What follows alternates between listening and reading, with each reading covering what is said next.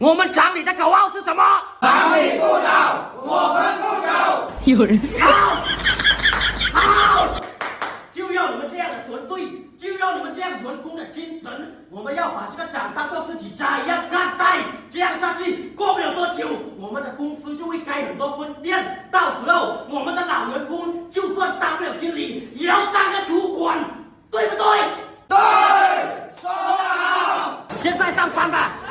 好。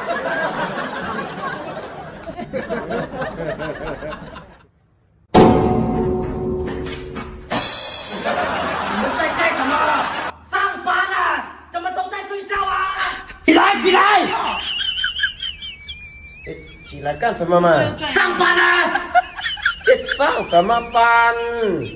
刚刚你不是说要把这工厂当做自己家一样吗？就是在自己家就怎么舒服就怎么来了。